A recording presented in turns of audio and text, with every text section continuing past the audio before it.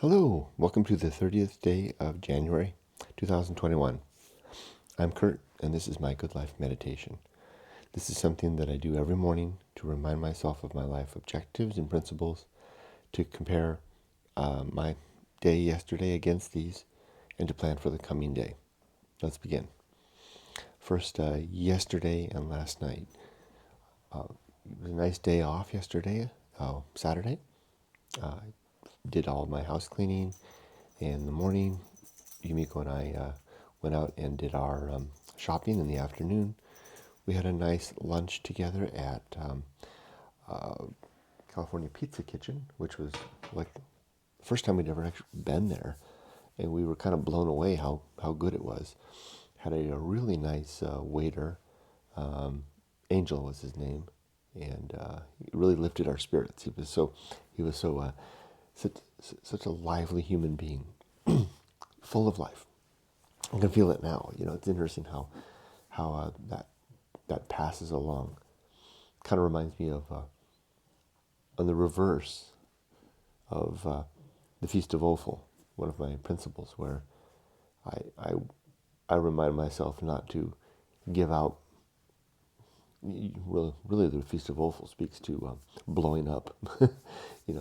Yeah, gosh darn the gosh dang, but really, maybe with Angel's example, maybe it's even mild stuff, just the general demeanor that we have on the negative sense. That's what the Feast of Offal does. It's reminding myself not to give that out into the world, and then also not to consume it when others are offering it to me. Maybe I need to think about that, of Angel's example, on the positive sense, because he really did. Everywhere he went, he seemed to it's like a man shining a light through a dark cave, visiting everyone in the darkness one by one. Not that I was having a dark day, but it expresses the sense. Or maybe it's someone giving out candy everywhere they go. That's a better example. All right, after that, we came home. Yumiko and I spent a little time together, but she decided to race off to Target on her own. Emily's out this weekend, and so Emily went to. Usually, Emily would go to Target with her, but Yumiko went alone, and she was very excited because she's outfitting our guest bedroom, and so she went to get some stuff. I waited up for her just to make sure she got home, and then I crashed into bed, and I slept like a rock. It was a good night. Just up once for a moment, a good moment, but then I was tired. And I actually slept in this morning. The alarm went off at 5, and I remember stopping it. And usually, if I close my eyes for a second, it's usually no more than 3 to 5 minutes, and then I'm up. But it's a whole 40 minutes. Excuse me. I really slept in last night. Okay, let's do my good life meditation. I went quickly yesterday, and as a result, I missed 3. All the more reason to remember my objective of one thing slowly, so that I'm complete. Here we go. The good life consists of 7 objectives as follows. The first of these is to be always ready to die, to have all of my affairs in order, my finances, all of my passwords from all of my accounts in a convenient location for my wife to find, should I pass, that she can get into everything. My relationships, having addressed any outstanding difficulties that I have with people within reason, And as I do this, I like to think about how I'm doing myself, actually, in fact. And I think I have the first 2 in good shape. I don't have a good relationship with my mom, sadly. I don't think I can.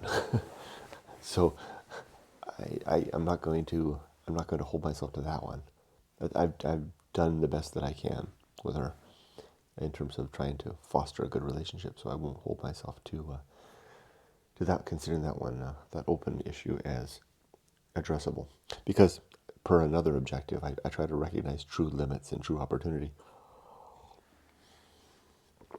Settling things with her seems to be a true limit.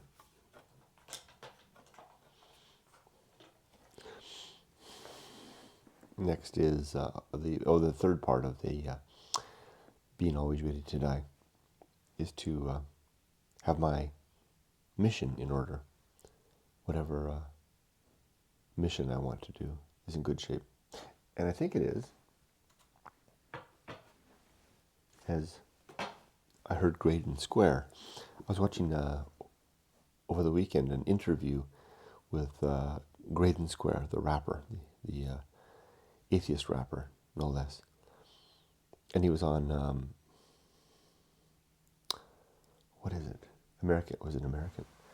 It's an atheist show or group. I can't remember.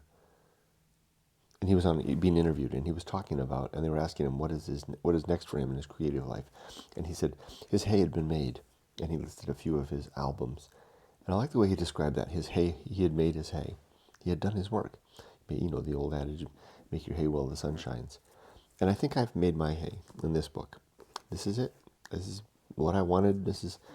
Well, it's not what I wanted to say, because when I set out as a young man, I had no idea what I wanted to say. I knew I wanted to experience things, I wanted to have adventure, and I wanted to think. And this is the result of that. So, yeah, I guess I'm ready to die. My affairs are in order. My relationships are in good shape. At least the ones that I can manage to make in good shape. And my life's work is complete.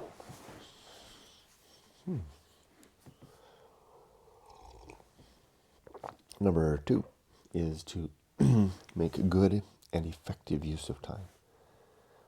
To not waste my time. To not fritter it away. And at this point in my life, with my daughter fully grown,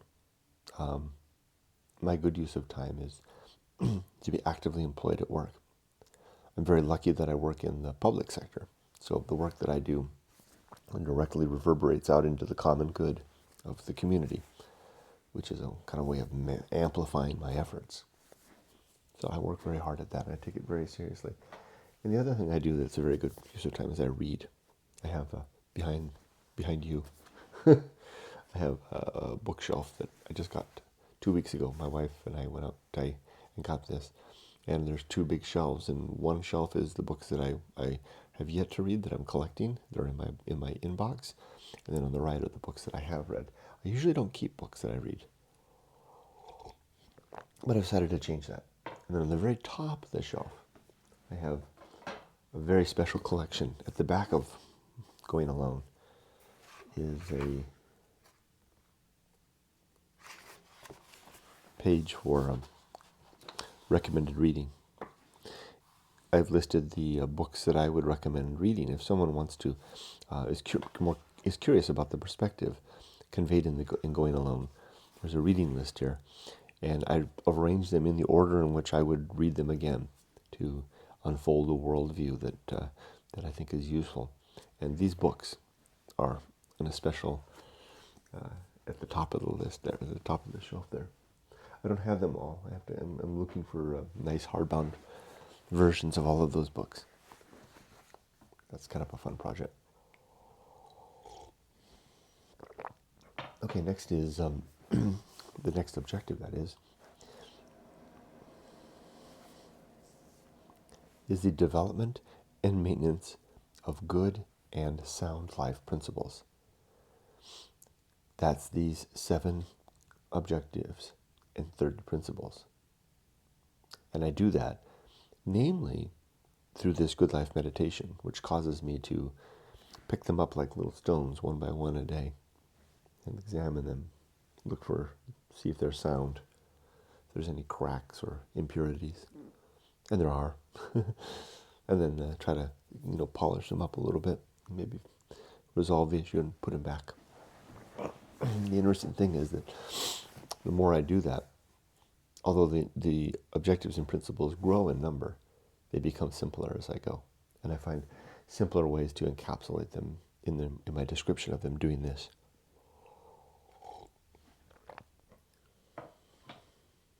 That's witnessed by the fact that when I started doing this in 2017, this daily good life meditation, I had 5 principles. Dake, as we say in Japanese, only 5. And that's grown to 37 combined objectives and principles. But those 5 initial ones are smoother, smaller, more compact, and to the point than they were when I first started. So it's, it's a good effort. Next is, Yumiko is telling me I need to arrange the books so that they're not just a stack. She's right. Maybe I'll put all my religious books together in one area. Just having a look at it here. Anyway, back to the point. Number 4, the 4th objective, is the cultivation of good emotional reactions. To become the kind of man that goes without changing through the day, as Marcus Aurelius would describe. Goes without changing through the ups and the downs, remains steadfast and consistent in my demeanor, the expression of my face. Very stoic. The next objective is the performance of good actions.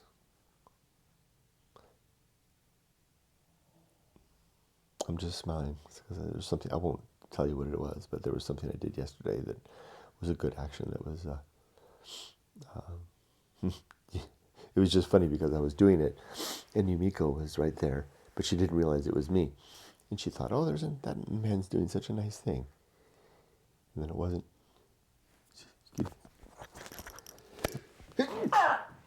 Pardon me. It wasn't until afterwards we were sitting in the car. She related what the nice deed that the man had done that she'd heard happening behind her. And then she said, I didn't realize until near the end that it was you.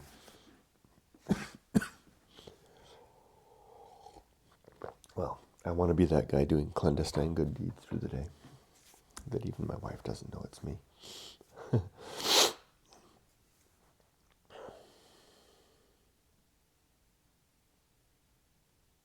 The next objective is the recognition of true limits and true opportunity.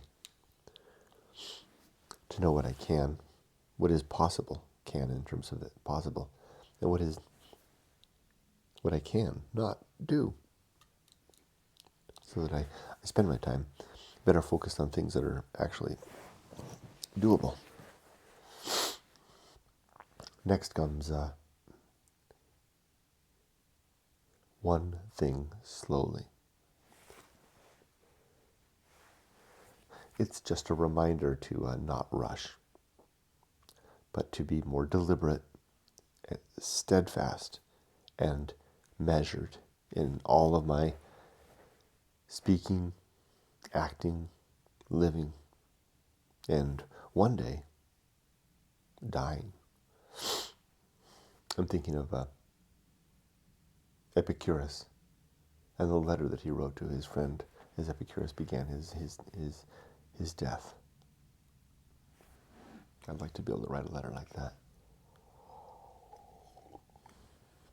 Not for show, but simply as a challenge to my balance. That's a scary thought, though.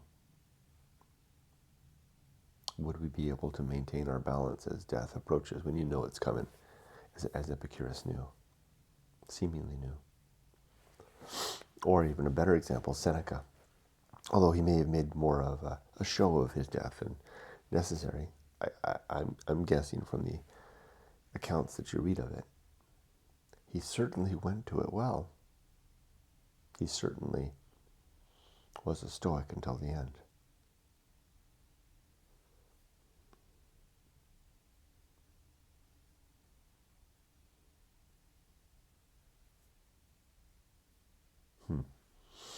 Okay, those are my 7 objectives. Excuse me. Now let's do 30 principles. first of these is the principle of war. To be always at war with everything that I hold is true. To fight against my own beliefs. To demand that they make an accounting of themselves to me, so that I don't waste my time believing things that are perhaps not true.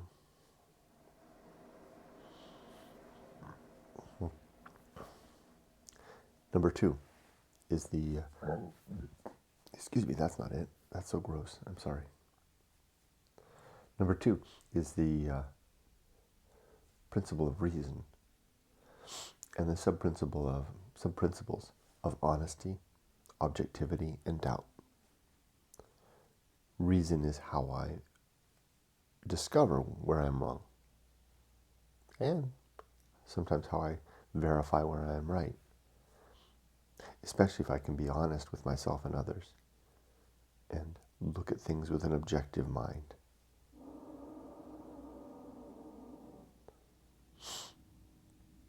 Oh, that's what that sound is. It's the sprinklers outside. I never knew. I just figured it out. And then finally, the real world steps in. And then finally, be skeptical about the world, skeptical about all things that are important at least.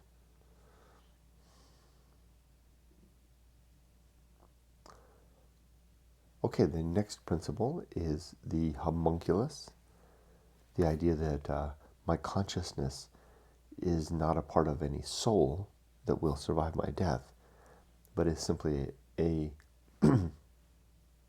little light inside my head, kindled and kept aflame by the energies of my body.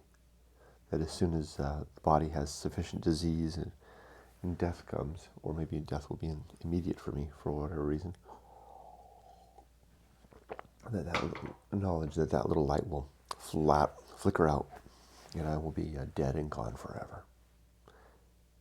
And with no immortality, no heaven, no hell, no God to comfort us after life.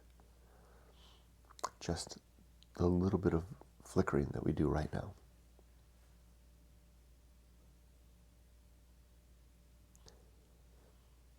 The next principle is the Anchorhold, the idea that that little consciousness, the homunculus, is on a precarious perch that I like to liken to a rock sticking out of a sea, a cold, dark, infinitely deep sea that we can't really swim in, that we go into and we sink immediately into the depths. And it splashes like any sea does when the winds and the waves come. It makes the rock slippery that we're standing on easy to fall in. It's a scary idea, a scary place for our mortality to cling to. And I'm on my rock, you are on your rock. Them that sort, they're each on their rock, none of us together. And we wave at one another, and we shout, "Hey, how are you today?" across the waves. And the sea rises, and our little perch becomes precarious. And the sea falls, and we feel safe, and we're optimistic, and our lives are buoyant with a sense of life. When the storms come, that's when it's scary. And we worry that we might fall in. Some of us jump in. We are all going to wind up in the water one day, leaving an empty rock, where the best we can do is if we can find some little utensils to chisel something under the rock, something to survive our death, tell our story, and pass on to the next generation. But even that will eventually wear away as the universe weathers all to sand.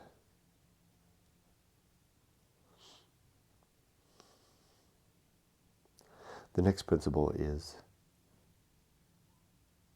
purpose. If the universe doesn't have a mandate for us, then I'm going to go ahead and make my own purpose. And I have 3 My first purpose is, I call it biology with a capital B. That's the desire that comes from within. It's inherent. That's why I call it biology. It's part and parcel of what we are. This seeming mission to connect with another, to start a family and a home, to raise children, to see them to adulthood, send them off into the world, and to sit back and watch them go. Bringing us grandchildren is homage to our efforts. And looking after us in our daughterage, perhaps, before we pass. There's something really almost, what's the word? Essential in that. That's why it's one of my purpose, because I think it's it's the only purpose that is the purpose that is really, truly objective part of what we are. So if we're looking for a purpose in life, it is to raise children. We don't have to do it. They don't have to be our blood children. They can be adopted children, or they can be looking after the children of others, like nephews and nieces, or even big brother, big sister, whatever the heck.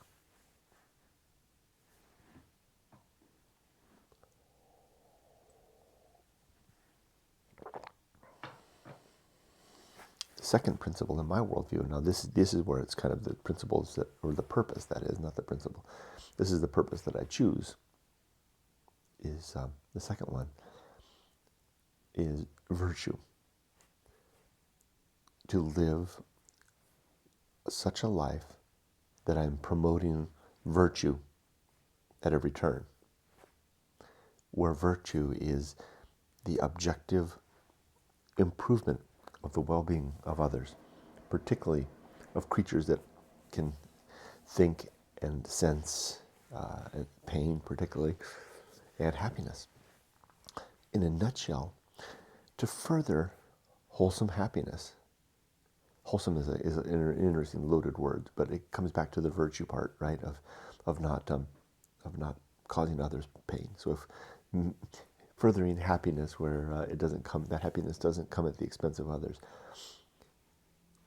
That's really what it's for me now, because my mission is complete, and that is the third purpose, is to have some mission. I've written my book, although I continue to move forward sharing the message of going alone, which is exactly what I'm doing right now. Making these videos is part and parcel of this. These videos, these good life meditation videos, help me to perform my daily chore of maintaining my objectives and principles, but they are also my way of, of selling my book. Not literally. I'm not trying to sell my book, although I'm happy when someone buys it. I'm trying to promulgate, to promote the principles and objectives within it, because they work. They are an option. They are an alternative to those who are looking for a way to live. I want to say a better way to live. I think it's a pretty good way to live. It's better than nothing. I think, especially if you're someone who wants a way to live. Some people don't. I don't know if that's true. I was thinking about my wife, but my wife being Japanese, she gained a way to live by virtue of her Japaneseness, as she'll be the first to point out. Japan provided her with a way to live. Okay, so I spent a good deal of time on purpose. The next principle is the atomic principle. The idea that the universe is made of bits and pieces, flowing and changing forever, transforming, as I like to say. It's just such a convenient, almost lyrical way to describe it, right? That the universe, the Big Bang, energy, condensing into matter, congealing into not congeal, is it? combining, consolidating into galaxies and planets and stars, etc. Just transforming it on and on. All the stuff that I'm made of, even though I'm ephemeral and for a moment, just a brief flash, the stuff that I'm made of is dare I say, eternal. And here's a little quote from Democritus, who I think it was it the 5th century BC, wrote the following: "Color is by convention, sweet by convention, a compound by convention. What is real are the void and the atoms." This is just from the introduction. I just started yesterday. Lucretius is on the nature of the universe. I think Democritus summed it up quite nicely right there. So that's the atomic principle, is my reminder that all is void in atoms. Ooh, I like that. All I need to remember is that last part. What is real are the void and the atoms. I wonder if I could rephrase that as all is void in atoms. All is void in atoms. All is void in atoms. Oh, there's something very carrying in that. I make a good shirt. Maybe I'll make a t-shirt out of that. All is void in atoms.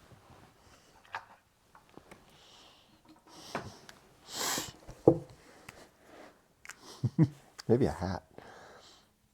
All is void and atoms. Lucretius. I'm going to do that. I'm going to make that and add that to my store.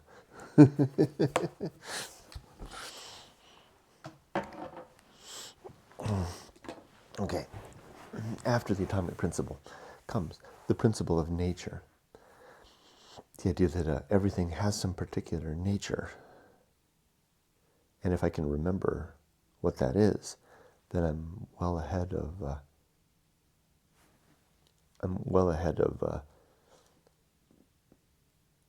being aware of what's likely to occur as a result of that nature. That includes people.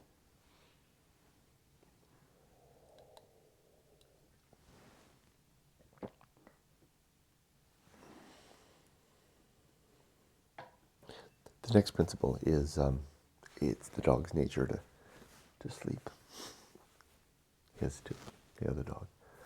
The next principle is the pirate ride, which is my way of describing my suspicion that free will is an illusion. Something that I'm not 100% convinced on, but I'm very suspicious of. I call it that because I was reminded of the Pirates of the Caribbean ride at Disneyland, where I remember going through on the boat and the automatrons, the pirates with their guns and knives, chasing the ladies around the wine barrels, the dog with the keys. They've been doing that since I was a kid. Well, since I used to go. They're just robots, acting out according to their programming and the circumstance of the energies that are applied to them. And I'm thinking that this idea of the pirate ride, like Pirates of the Caribbean, we are very little different. And this actually came to me in the pirate ride, in the Pirates of the Caribbean ride, going through, looking at the pirates and thinking, I'm a little different from that, although my animatronics are much better. So good, in fact, that I'm convinced that I'm not one of them. I'm so convinced that I've actually got some free will, which puts me in the precarious position of trying to explain how this seeming agency is not, and I can't. But I'm very suspicious that this is the case. This is why I hold this position very quite tentatively, as almost a position of faith. And I boil it down to a simple idea that we can make any choice we want. But in the end, we would always have made, in the universe as it unfolded, we would always have made exactly the choice that we did, whatever choice we did. And I can't prove that, but I suspect that's the case.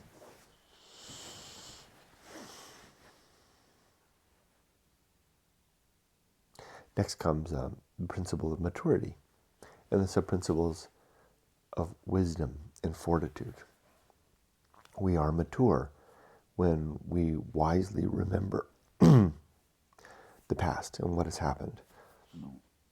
Pardon me. Excuse me, so many sounds. When we remember, and then are strong in applying our better living to avoid the mistakes and capitalize on the successes. That's what constitutes maturity. It really compounds over time.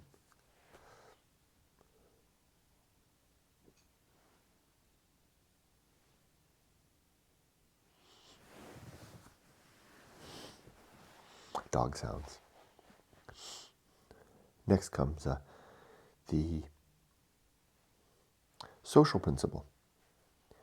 We humans, we need each other, as I described earlier when I talked about purpose, the biology, the capital B biology bit.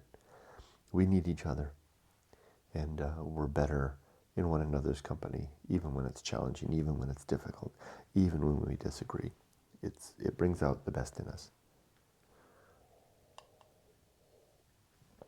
So I try to live a social life and try to promote that better living.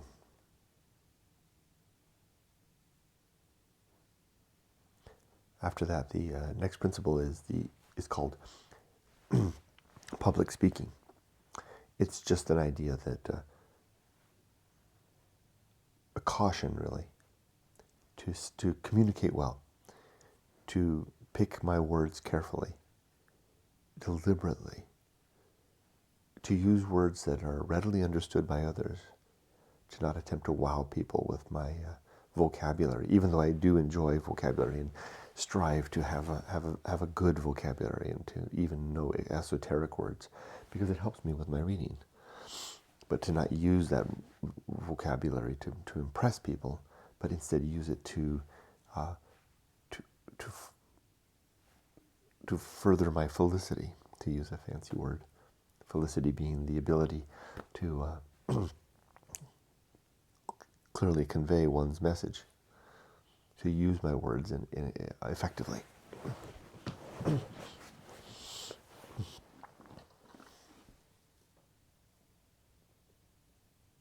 That reminds me, something else I need to do.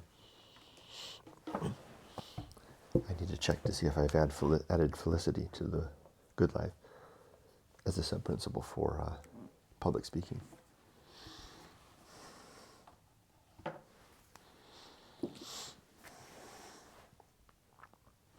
Next comes, the next principle comes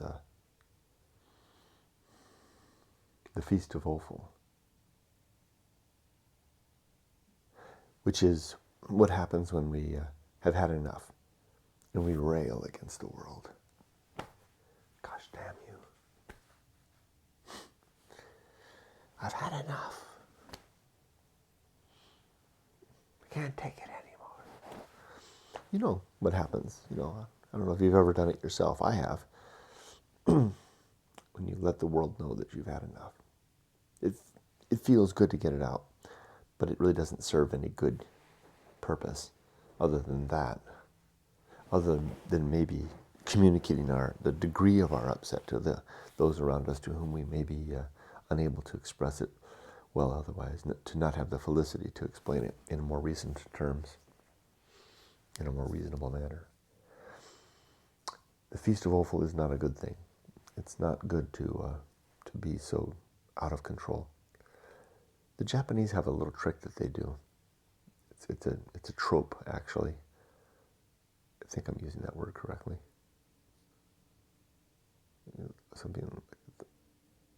It's a cultural artifact. The idea of standing at the edge of a mountain with the wind blowing at your face and screaming into the wind.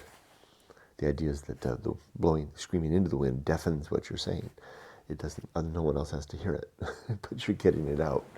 You'll see it in Japanese culture sometimes in their arts. I always thought that was fascinating. Never tried it, but that's better than screaming at your family. That's the idea of the Feast of Offal, is that we do that sometimes. And it gets something out, but at quite an expense. So I try to recommend not doing that. Find other ways. One way, another way is to just hold it inside and to swallow it back down. Some say that it'll come back and bite you later, but that hasn't been my experience. I've simply found that my fortitude in carrying things within sometimes allows me to transform it into something else, something better. Not at the expense of the ones I love. But I have done that many times, but I don't do it much anymore. I can't think of the last time I've done it. I think I've passed that, but it may ambush me. And then the other part is to when other people are doing it, to not consume it, right? If someone's doing it around me, I've seen people do that at work even, to not make popcorn and gloat over it, because sometimes we revel in other people's pain and suffering, right? And I don't want to do that either. Okay, that's the Feast of Offal. Not a good thing to partake of. A feast to be avoided. Much better to starve and suffer without that particular affair. Okay, next is temperance. Temperance is when we control our consumption of life in general. And this includes anything that we eat or drink, or how much we work or play or have sex, or indulge in our hobbies, or how much we sleep. I should probably look at that one. I might be sleeping too much. Although, boy, it makes a difference. It's not like I go to sleep because I want to sleep. It's like I go to sleep because my body just is finished. So I think that's for the right reason. And then temperance has 3 sub-principles: suffering, simplicity, and apathy. Suffering because we are in a little bit of pain when we deny ourselves what we want. Simplicity because a temperate life is a simple life. It's a readily accessible way to become temperate, is to live simply. Choose the small size. Get less accessories. Say no to the power of windows and air conditioning. Maybe stay in our seat and read rather than a movie. But watch out we don't do that to excess either, right? Got to have fun too. And then the last part of temperance is apathy, which is the ability to recognize what is outside of our control and to let that be. As when the rain suddenly starts to come down out of the sky and we don't have an umbrella, and there's no chance of an umbrella. And instead of getting frustrated at it, we just let ourselves get wet as we steadily make our way to shelter. All right, the next principle is called the horror show, which is nothing more than a reminder that life is chock full of truly horrifying events that are happening right now, all around us, to our loved ones, and possibly even to you and I in this moment. And if they're not happening right now, they're coming.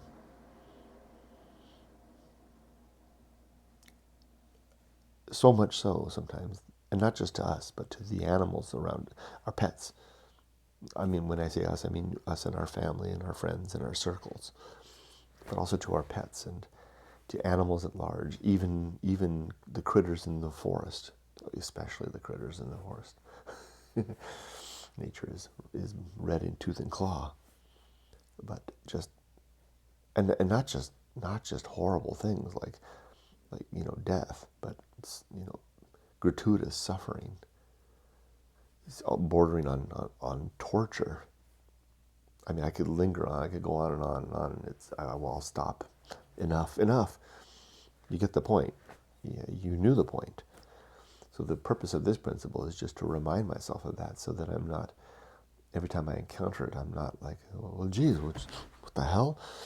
I'm like, yeah, I know. And it also becomes a catalyzing fact that helps me to maybe get up and out of my chair and be a man of action rather than, all the time sitting and reading and thinking. I guess that's why my catchphrase about, if someone says, describe yourself, I would say, I like to walk and think. I guess the walking part is the motive part, and the thinking part is the cognitive part. That sums that up nicely, if I do say so myself. Okay, so that was the horror show. The next principle is called that which must be borne. And there's so many things that, especially as adults, that we simply have to bear. For example, we have to bear the fact of the horror show. That's a given. Buckle in, get ready. It's terrible. We also need to bear our responsibilities, especially those that we've willingly chosen to accept by virtue of our life course and the decisions that we've made, namely the decision to have a family. When we have children, that brings incumbent upon us responsibilities that we have to bear. We can't get around, namely to provide that family with to the best of our ability, a safe and comfortable home, apartment, whatever it is. It doesn't really matter, as long as it keeps the elements out, and it's in the safest neighborhood we can afford, to the best of our ability. And we have to. That often means we have to go to work at jobs that we may not like, or careers that we found ourselves in, and we just have to push through it. It's something we have to bear for the sake of the children. Now, you can take that example and layer on all kinds of stuff, especially if we're reckless in our youth, in our decision making.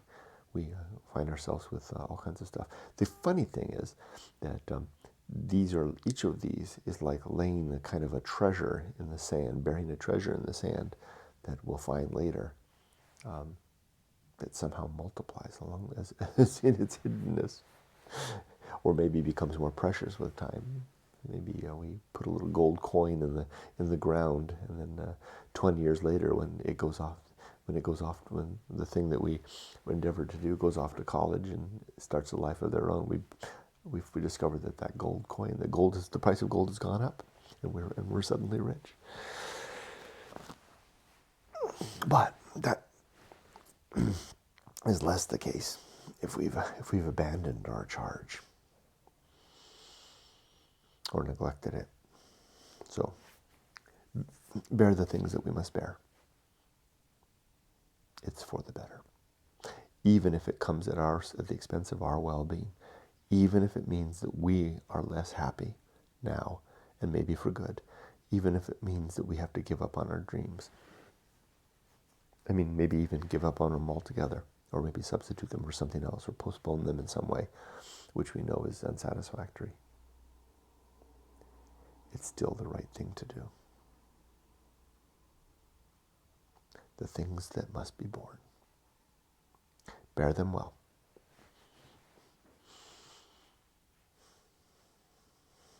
Next comes distraction. We distract ourselves throughout our lives by all kinds of things, all the stuff that we want to do, our work and our family and our hobbies, the football game that I think is today. Is today Super Bowl Sunday? Are the Bengals playing? Go Bengals. We do all of that because it's fun. It also maybe, in some cases, so that we don't have to witness the great indifference, the thing that is the emptiness of the universe beyond the pale dim light of our families and our communities. And that is the next principle, agency and the great indifference, where agency is all of us, including our pets and everything that is alive. It gives us some sense of that there's some purpose and meaning in life, by the buzzing of the bees and the flitting of the butterflies and the slither of the snake and the snoring of my little dog, the fact of my wife, my daughter, all this stuff. We don't want to see the emptiness beyond, which is the void, cold, empty of the bit of space that our planet just passed through. The howling without any howl, emptiness beyond. That seems to pervade the rest of the universe. Agency and the great indifference. There's something to be said for facing it down, though, for recognizing it and trying to reconcile on its terms, its termless terms. I guess its terms are the descriptive laws of nature. You can reconcile gravity. It's doable. Okay, the next objective, the next principle that is the best seat in the house. To not want to be anyone else or be anywhere else or be doing anything else, but to be okay with who I am, where I am, and what I'm doing at every moment. Snoring dog.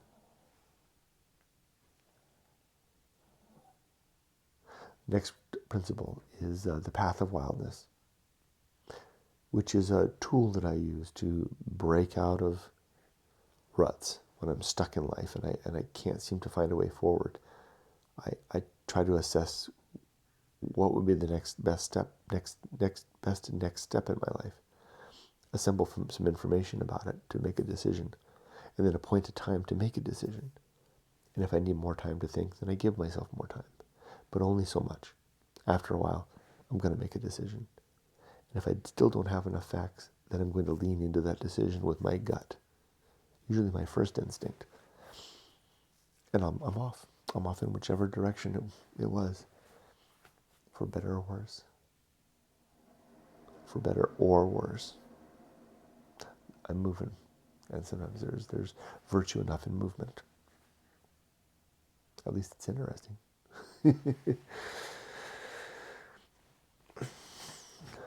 Next comes the risk of avoiding risk. Life has surface level risks, like getting an education, finding a spouse, buying a home, raising a family, having a good job, and saving for retirement. I call them surface level because society tends to reinforce the pursuit of those. In fact, there's whole institutions set up, like a mortgage institution, to help you facilitate those things. They're easier to attain. No one's going to say, give you a hard time about, saying that you're going to find a good career and make a good living for you to support your family. There's lots of attaboys, attagirls for that. The other risk is the risk of avoiding risk is the deep level risk. The ones that you're not going to get so much support over. The ones like when you tell people you want to find yourself, or that you have a dream, or whatever it is that's not the aforementioned surface level stuff, where there's no social structure or institution to back you up. In fact, what you get is, uncertain glances from your family saying, "What? You want to do what?" The risk part is that if when we come into young adulthood, we feel that urge to that deeper level thing, we don't do anything about it, it tends to hang around. And it gets, the little voice that says that you wanted it to do that thing tends to become a little more vocal and persistent the older we get. And it's really only quieted by the doing of it. One of the real big dangers is that we tell ourselves, I'll wait until I'm retired, and then I'll do it. The problem is that we're then trying to capitalize in old age, relatively speaking, the dreams of youth, which are like trying to cash a check at a bank when the check was written 40, 50 years ago. You may be trying to draw on it. I mean, My first bank account was at a bank called Crocker Bank. I had my checkbook. Imagine if I'd written myself a check at age 16 from Crocker Bank, saying I'm going to cash it in my 50s. There is no Crocker Bank. It doesn't exist. That's a bad example, because it's the better thing to point out is that our faculties change. I don't have the body or the mind or the motivation or the courage and the stupidity that I had when I was 16. I'd have to pursue some other dream. And I'll bet you it's not as satisfying, because you're still left with the the ambition of youth. I still have those same ambitions when I was 16. The difference is that I acted upon them. This book is the result of that. So it's like, whew, man, I can reach this point. Remember being the first objective, being always ready to die. I don't feel like I've left anything on the table with that regard, because I capitalized on the finding myself thing, even though I found that there was nothing there. So watch out with that one. That's one that will haunt you if you don't do it. So the program that I recommend is that give yourself the decade of the 20s. The decade is the 20s for ourselves. Go to college, maybe wrap things up in college, mid-20s. Take your degree, put that someplace safe. And then the rest of the 20s are for you. Head out into the world. Have some great life adventure, which is another principle coming up. Get bruised, battered. See the amazing things. Lose, succeed. Come back to us in your 30s, tanned and sunburned and scarred and maybe limping a little bit from the experience, with your clothes tattered and broke, preferably quite broke. Not in debt, at least not too much, but very broke, with so many stories to tell, so many memories, so many experiences. You will have formed a nucleus of living, of adventure, if you're so inclined. Some people aren't. There's a lot of people out there whose none of this stuff makes any sense to them. They want that surface level risk stuff, and that's just fine. I'm only speaking to those that hear that call. Excuse me, I'm losing my voice.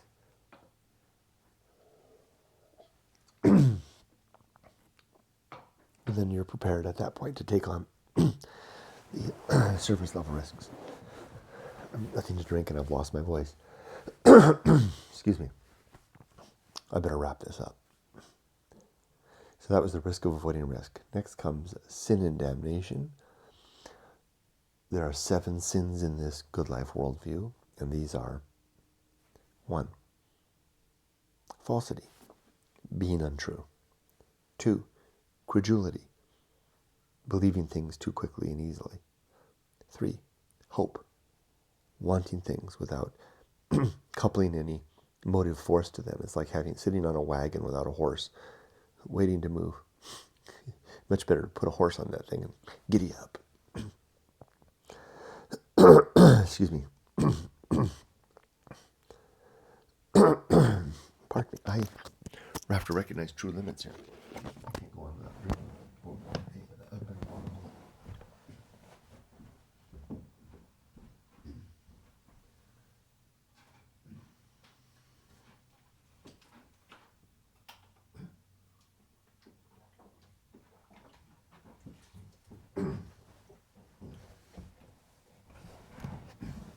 True opportunity.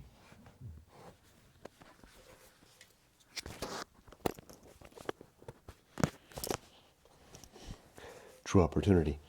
My wife keeps a stash of Japanese green tea right over there. She's good. She's good to me. I try to be good to her. Heaven knows she deserves it. Okay, that's better. So the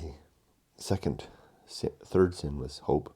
The next sin is faith, which is believing things where the fact of believing is considered evidence to support the belief, which is silly. dogma, where we believe things based on the fact of the traditions and maybe the canonical wisdom that is laid down and instantiated in maybe a textbook, not a textbook, but the dog's making himself comfortable. The blessed tradition, as I like to say. The Bible is an example. It's in the Bible, therefore it must be true. And then, or the Torah, pick your choice. Whatever canon you want. The Bhagavad Gita, maybe. Let the dog finish.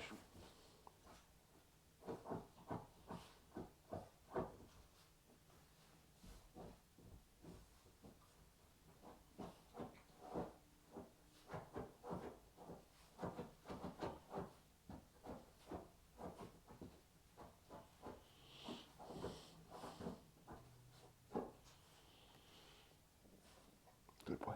I'm almost done. I'll take you out in just a second. He's doing this on his bed.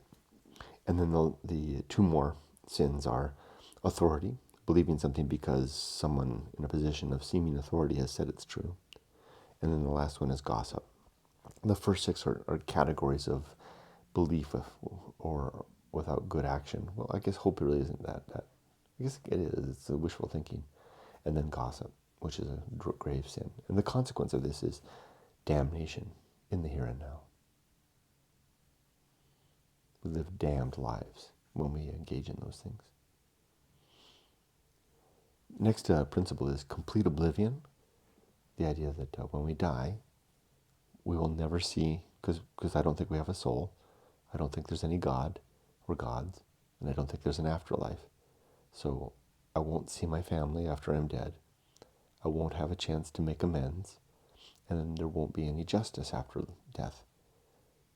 So we better seek after those things now. Reach out to those that we want to connect with during life. Do it today. Work to resolve or at least come to agreement on the issues that we have with the people in our lives today. Start today. And then pursue justice. Not vigilante anti-justice, of course, but through proper means. And sometimes justice is a small family affair by just being fair and even, balanced with those in our family, in the here and now.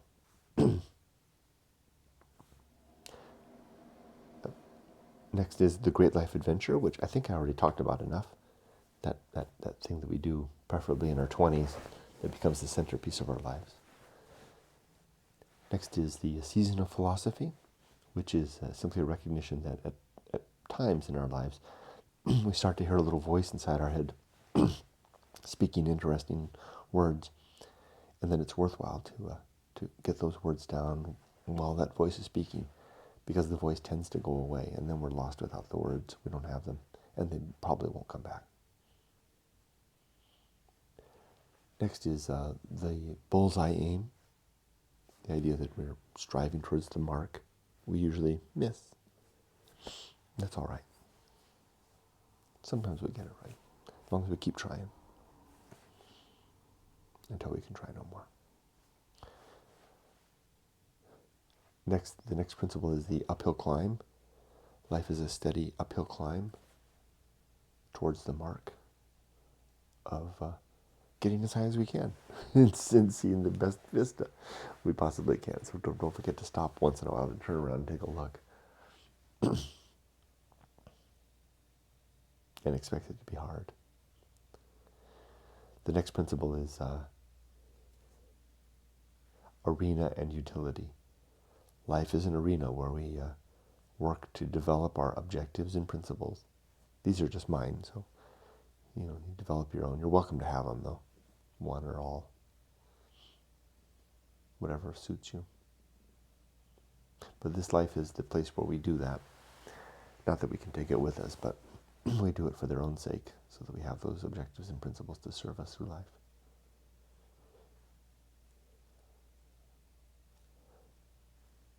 Next comes nothing is enough. Simply a reminder that Sometimes it's so much better to do without. And then the last principle, 1 hour in, is the last one is the principle of fun. A reminder to enjoy life along the way. Not just all this tough, difficult, hard stuff of good living, challenging stuff, but also to relax a little bit and have fun. There, I did it. That's my Good Life creed.